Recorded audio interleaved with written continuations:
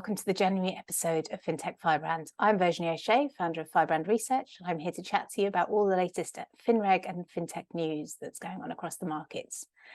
Now, the start of the year, obviously a lot of planning going on within many houses out there.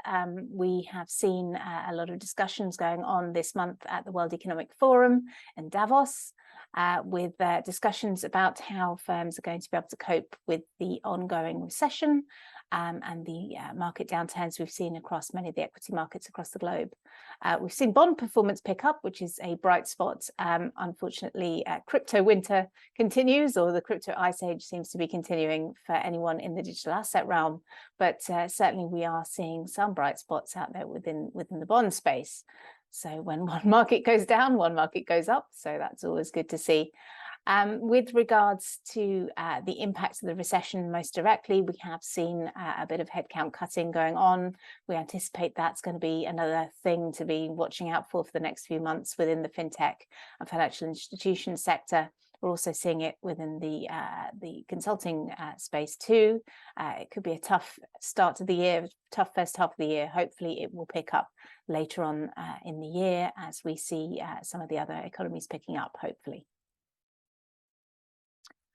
From a crypto standpoint, we've seen many more enforcement actions over the last few weeks. They seem to be continuing on. In fact, there's going to be a big announcement today. I don't know what it's going to be from the Department of Justice in the US about an international crypto enforcement action that follows on, obviously, from FTX, the largest action we've seen so far in the US, with many different regulators involved across the globe, and the legal ramifications of that as that continues on, the fallout from that.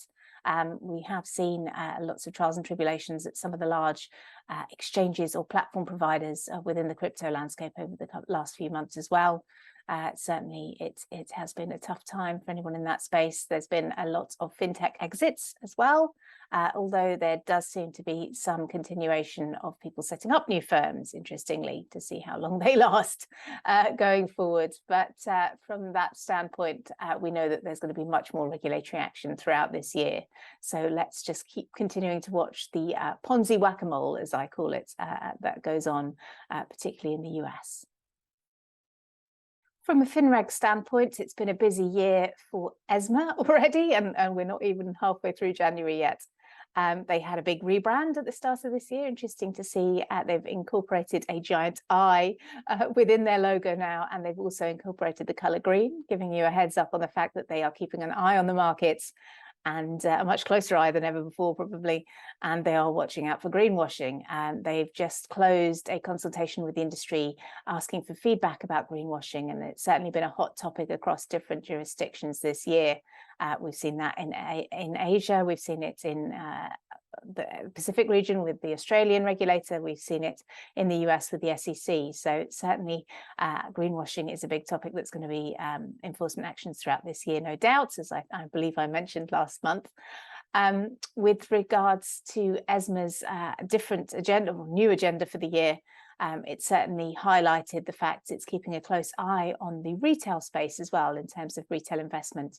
As part of the Capital Markets Union, there's a huge focus in Europe on improving governance processes, improving transparency, and engagement with retail investors. One of the sort of big pushes around that is they're reviewing the frameworks related to marketing to these retail investors in the region. I know that the UK FCA is also looking at that space as well, to try and improve how firms are targeting their new clients, how marketing pitches different risk appetites for different types of institutional clients as well as retail clients. So certainly that's part of the MiFID review that's ongoing, that will continue to roll on. As we know, these run in sort of 2 to 3 year cycles. There's a lot of different reviews going on this year at the European level, including CSDR as well on the settlement side. So we should see much more activity looking at settlement efficiency as well. From a US standpoint, we've certainly seen a limited amount of activity from the CFTC this year, comparative to the SEC, but we're certainly seeing them getting out and about, talking about a lot of different topics with regards to the review work they're looking at. Obviously, at the start of the year, we saw, or the end of last year, we saw the CFTC rewrite come into force, or the first half of it. Derivatives oversight and reporting is certainly going to be a big topic for the CFTC this year. So expect much more action on that front with regards to the data side of things.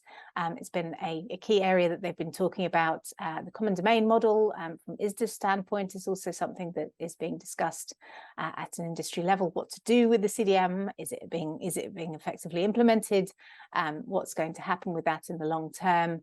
I believe it's been put into sort of cooperation with the FINOS in terms of open sourcing the code for CDM for implementation.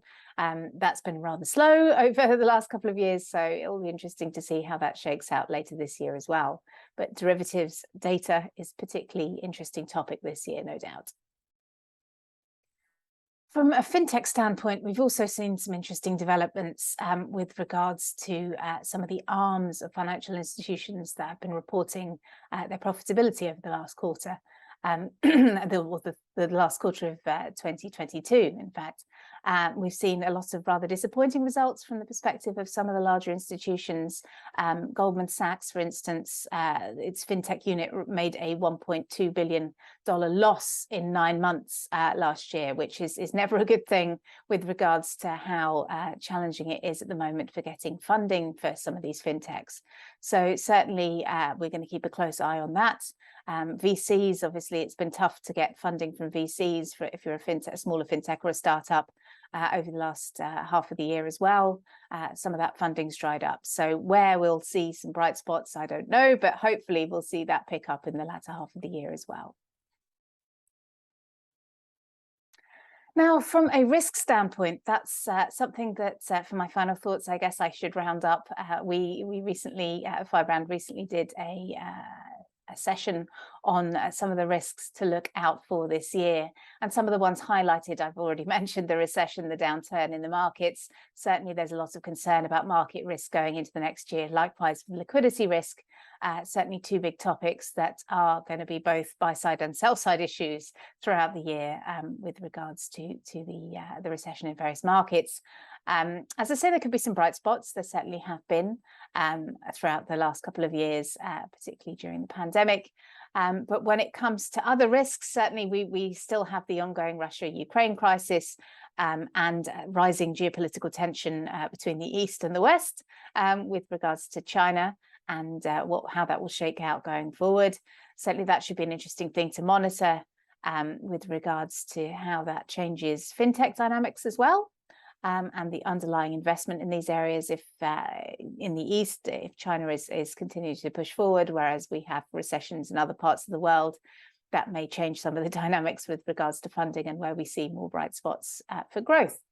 From the standpoint of cyber risk is another big topic when we look at some of the crises out there.